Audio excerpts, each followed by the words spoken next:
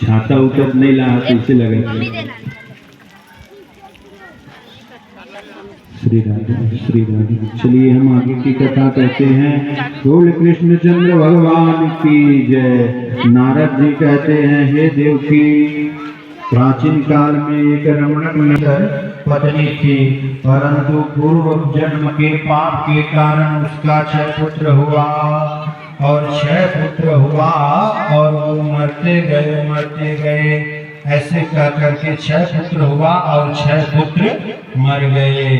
उसकी पत्नी को बहुत ही दुख हुआ, तो वो गुस्से में कहाँ चली गई?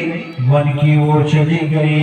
तो पहले के समय में क्या होता था, आसपास में हर जगह जंगल होता था। अब आजकल जंगल नहीं पाई, कहाँ जाते? रेल के पटरी पुटी।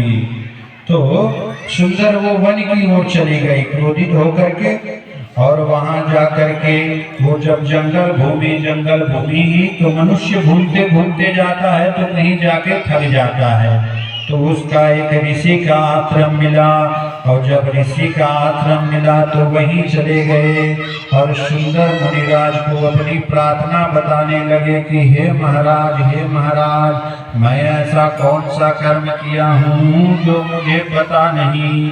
ये जितने भी बच्चे हैं वो वहाँ नहीं मिला, तो कहाँ ध्यान लगाया जाए? तो मुनिराज ने ब्रह्मलोक में ध्यान लगाया, और जब ब्रह्मलोक में ध्यान, तो हम बार नहीं जाएंगे। तो मुनिराज ने सुंदर उसे अच्छे से समझाया।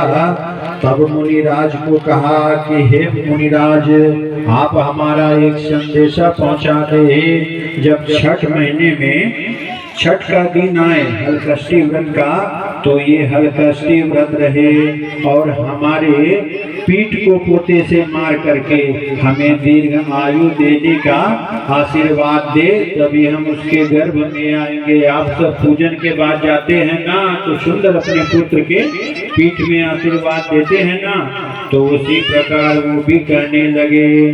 तो कहे ठीक है। ऐसा कह करके मुनिराज का ध्यान भंग हुआ, और जब ध्यान भंग हुआ तो बच्चे की सारी बात उसको बताए, और बता करके सुंदर वो कहाँ आ गए?